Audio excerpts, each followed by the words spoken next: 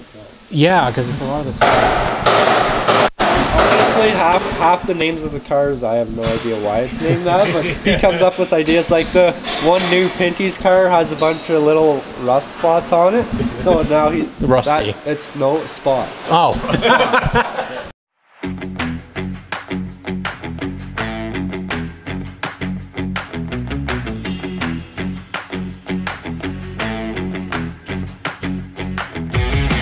Welcome, race fans, to the Stickers N Scuffs podcast with Cam K and Graydon Bunn. True Canadian race fans. This show is presented by Remax Jack. Call Remax Jack and start to pack. Green flag is out. Let's get this podcast underway.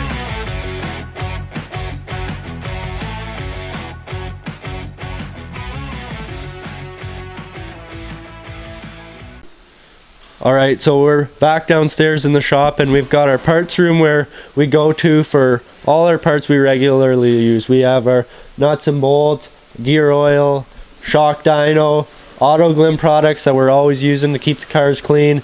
We've got brakes, springs, pads and rotors, everything here. We've got some drill bits in here, cleaning supplies, oils. We keep all our regularly used parts in here to come and get to put onto the car. And then so that's our parts room, and then we can make our way over here so we can keep all the guys fed at the racetrack.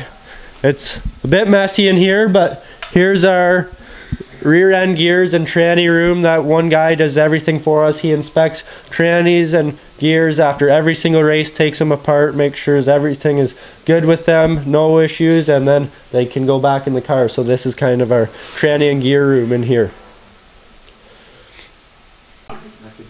Probably about 15-20, because each track you have to have a different gear ratio. So we have lots of trannies that just each have their own, and we have all the gears as well. So we've probably got 10 trannies and like 20 sets of gears, so road course gears, oval gears, and all that for each different length track. We have our 3 hoists here. The cars come here after each race, and we lift them up on the hoist, clean all underneath, get the car completely clean, and then disassemble the car. Take hubs off, rotors off, everything gets inspected. Rear ends come out, transmission comes out, everything gets inspected, cleaned, reassembled, and put back in on these hoists, and then they're ready to move on to the next stage before the next race happens.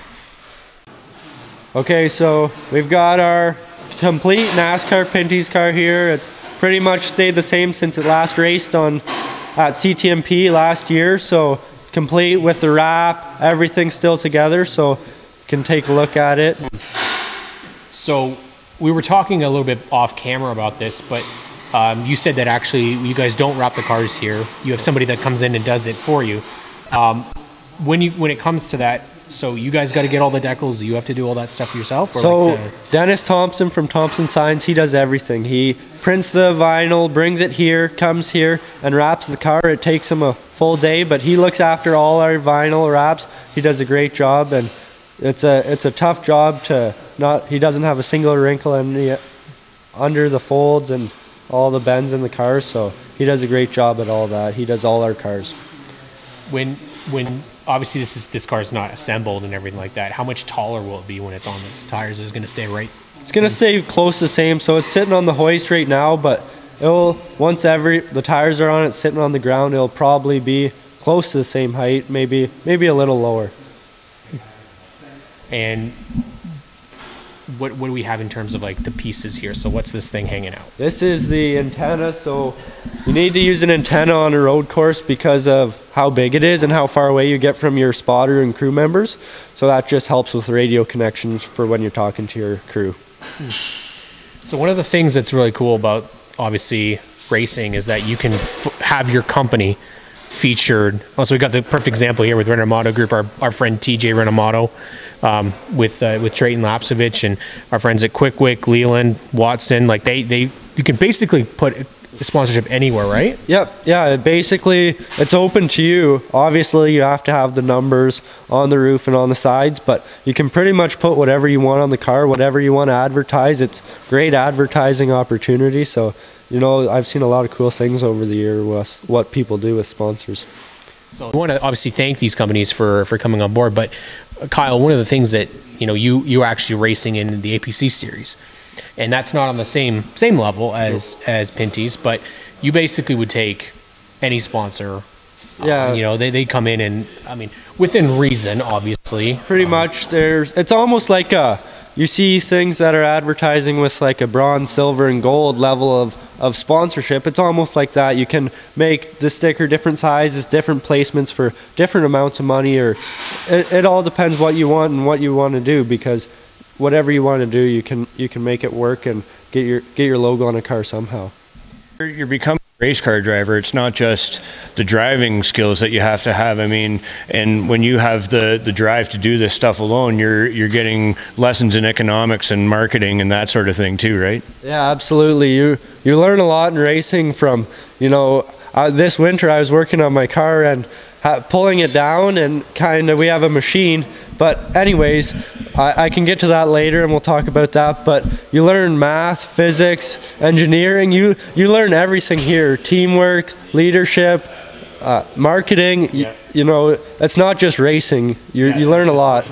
Okay, so we are currently in the Fab Shop. This is where cars go and after the races, when they have a lot of damage, a lot of body damage, or some serious suspension damage or chassis damage, they come in here. This is we do all the body work in here. So we've got our bandsaws, our sanders, drill press, we've got shears.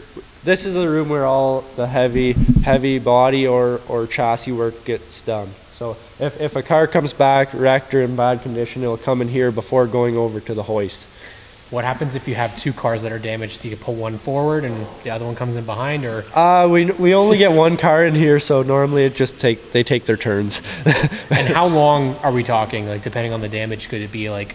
Probably a day to 2 days, depending on how bad the damage is.